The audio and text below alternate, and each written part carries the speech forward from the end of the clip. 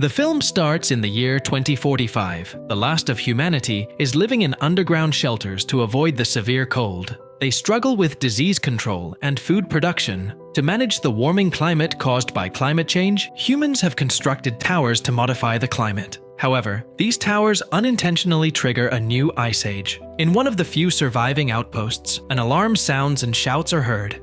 Two scared individuals start running down the corridor as something dangerous is pursuing them. They reach a door, but it's locked, and they are tragically killed by their pursuer. Elsewhere, in another outpost, Sam is outside repairing the satellite dishes. He sees a few men emerge. One of them, who is ill, pleads for one more day to recover. But Mason, believing they've already spent too many resources on him, prepares to shoot him, disregarding the man's request for the walk. Sam intervenes when Mason is about to shoot a sick man, reminding him of their rule. Sick people can choose to walk away or be shot. Mason disregards this and kills the man, claiming it's for their survival. The survivors live in fear of common illnesses due to their confined living conditions and limited resources. The last flu outbreak killed 20 people in a week. Their leader, Briggs, has a rule. Sick people are quarantined. If they don't recover, they can choose between a bullet or a walk in the snow. There are whispers of a warm weather paradise, but Sam is skeptical. He reports Mason's rule breaking to Briggs, who is upset but has a more pressing issue. They learn from Cooper that Colony 5 sent an SOS but isn't responding to messages. Briggs schedules an emergency meeting while Sam visits Victor, the livestock manager. Victor shares the unfortunate news that the last rabbit litter was stillborn and only one female remains, which the other rabbits refuse to mate with. Briggs reprimands Mason for his actions, but Mason defends his decision, arguing that the walkers will return and consume their food. Later, Sam visits his girlfriend Kai, who gives him rabbit pellets and discusses her work. She believes in the existence of operational weather modification technology buried under the ice and vows to continue her search. The survivors convene for a meeting. Dexter's wife is told not to cough, but Sam notices their ill health. Briggs enters and shares the situation with Colony 5, planning to lead a team there. Mason objects, citing resource constraints, but is ignored.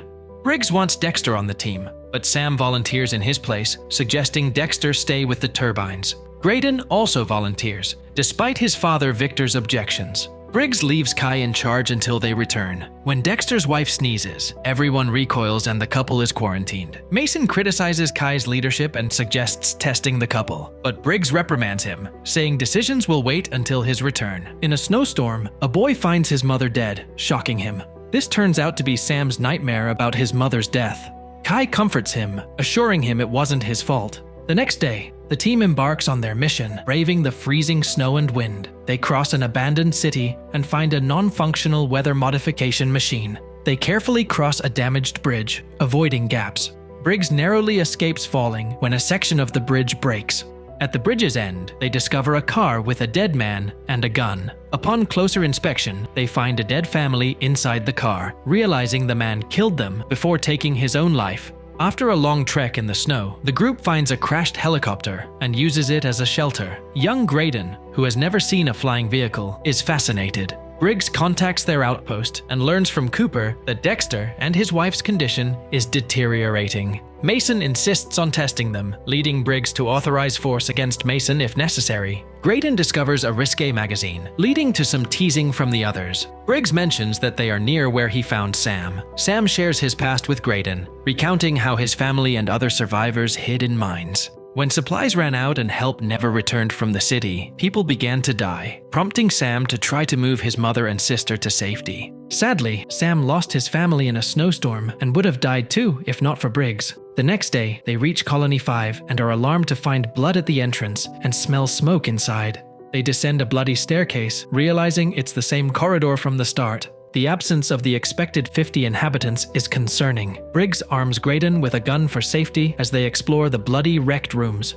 Just when they're ready to accept everyone's dead, they hear a noise from a locked room. Sam unlocks it to find a man, Leland, on the floor. As they approach, Leland yells for mercy. They assure him they're friendly and close the door at his request before giving him food and water. Leland, who's been trapped for days, isn't sure if anyone else survived. He shares that his colony recently fixed their antenna and received a message, which he plays for the trio. A man appears on a screen in a snow-free area, explaining that his group has fixed a weather machine, melted the permafrost, and now has access to fertile land. They just need seeds. The transmission cuts off, revealing only part of the location. Leland explains that they tried to find this warm area using the transmission, but were unsuccessful. Instead, something dangerous found them and followed them back. Sam asks Leland to mark the location on his map, and Briggs promises to take Leland back with them. However, Leland is too frightened to leave the room and admits he didn't make the noise they heard. The group gathers all available supplies and tries to contact their colony without success.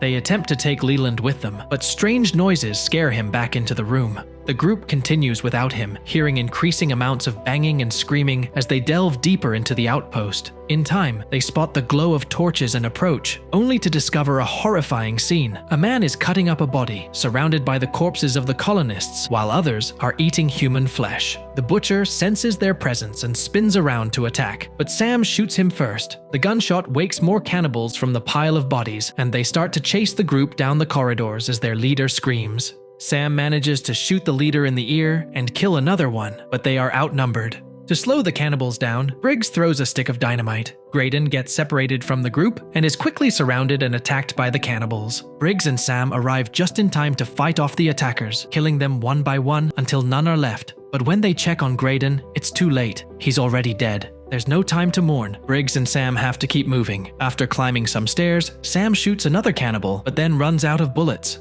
To prevent the cannibals from following them, Briggs breaks off the stairs. Sadly, a cannibal is already present, so Briggs starts to fight him. After a tough struggle, he succeeds in shooting him down. When the rest of the cannibals arrive and see what Briggs has done, their leader screams at him in anger. Once they're outside, Briggs throws dynamite into the entrance to destroy the tower and seal off the colony. They walk in the snow for a while, and when they find the helicopter again, Briggs decides they'll stay the night in it because the temperature is falling rapidly. They start talking about the cannibals, and Briggs mentions that people can do terrible things to survive. He then shares a story from his time in the army. During a relief operation, 20,000 people were gathered in a stadium. The soldiers distributed food and the doctors treated the sick. But when the food ran out, those with guns began taking things from those without. Soon there was nothing left to take, so the higher-ups started deciding who would live and who would die. Mason was a member of Briggs' squad at that time, and they left that shelter together to find a place where such trouble would never occur. The following morning, the pair realized that the cannibals have been tracking their footprints and are getting closer. Sam fears they'll be followed back to the colony, but Briggs has a plan to prevent this. They sprint across the bridge as quickly as they can, making a challenging leap to cross faster. They then leave some lit dynamite next to the gap and hide behind some broken signs. Unfortunately, the wind extinguishes the fuse. When Sam offers to relight it, Briggs knocks him down and goes himself. The wind makes it difficult to use his lighter, but Briggs persists while a few cannibals attempt to jump and fall through the gap. Once Briggs finally lights the fuse, he intentionally fights the cannibals to draw them closer, and suddenly the dynamite explodes in his hands. The explosion kills Briggs and destroys the middle of the bridge, making it impassable. Sam notices that a few cannibals, including the leader, have survived and are glaring at him from the other side, so he starts running again. Meanwhile, at the outpost, Mason has taken Dexter and his wife outside, ignoring their pleas for mercy. Mason shoots the wife, but before he can shoot Dexter too, Kai emerges and threatens to shoot him if he doesn't stop. A dispute breaks out over how the colony should be governed, but at that moment, they hear Sam calling for help. Dexter seizes the opportunity to escape, and Kai rushes to check on Sam, who faints from the cold.